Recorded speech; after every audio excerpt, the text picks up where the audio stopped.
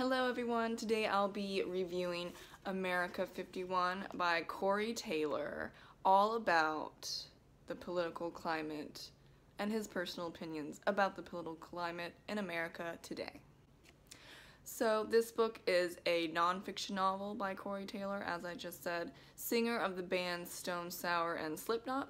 This is his fifth book, and America 51 takes a look at the political world that we now have in America after the 2016 elections. If you're tired of politics, this is not the read for you.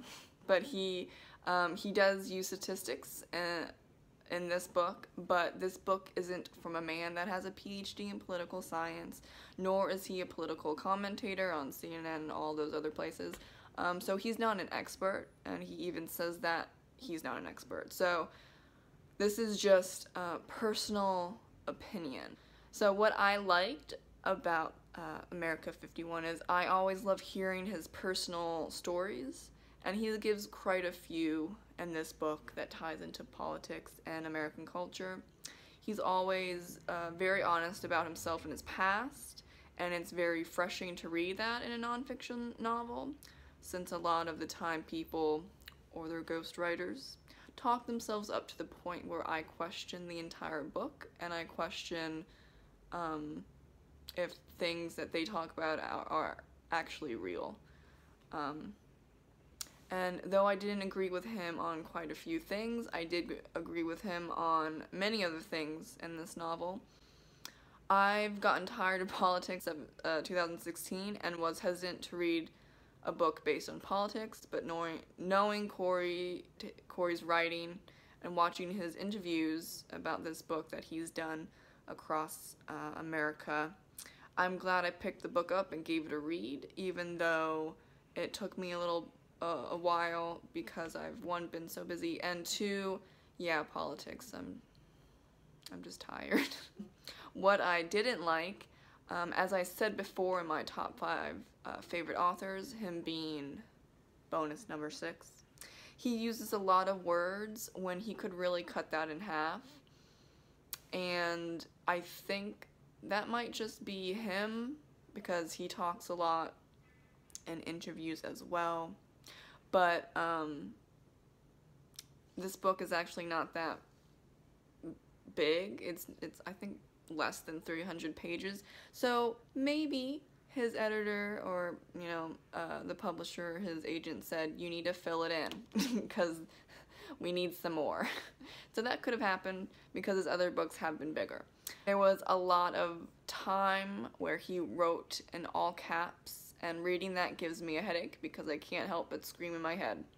I grew up on the internet, and when someone is writing in all caps, I think that they're screaming their head off. That probably was what he was going for, but it gave me a headache. And lastly, since I was tired of anything to do with politics, and though this book was enjoyable, I'm not going to say that it's not enjoyable, I wasn't a fan of how angry it was, or how angry it read. He curses a lot, and that's just him. He curses all the time. But I think he curses way too much more throughout this book in frustration and anger, which I understand, but I'm not sure that's really helpful right now. He curses just, I mean, it's like his curse words aren't, are just words at this point. And he is a grown man. He can say and do whatever, he wants. That's fine. He does that a lot in interviews as well. It's just like the metal, rock, punk world does not care. So it's not a big deal for people that are into those 3 genres. But if you aren't and you don't know about Corey, there's a lot of cursing.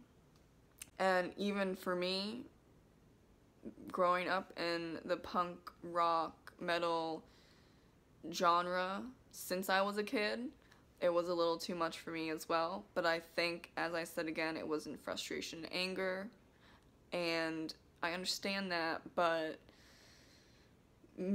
he could have articulated it a lot better. Personal preference. Other people don't seem to have a problem with it, although I've read that other people thought it was really funny. There are some funny moments in here, and usually he's a very funny guy, but he says multiple times in this that he can't really find humor because he's so frustrated with what's going on both sides, not just left or right. So I give this book a 3 out of 5. I do recommend it if you want a personal look on the politics going on right now, but if you're looking for someone with a PhD in political science or political commentator or someone that's an expert, he's not an expert and he says that. So if you want something like that, I would not recommend America 51, because this is pretty much all personal opinion with statistics, but he's also frustrated, so it's not going to be, how would I put it, not put together, but not professional. It's not a professional book. If you want something unprofessional and you don't like the news or the media or their commentators, and you're sick of all of that, then this would be a good book for you. So thank you for watching my book review on America 51 by Corey Taylor. If you want to follow me on any of my social medias, you can always look that up in the description box below. Thank you for watching and have a great writing day. Bye!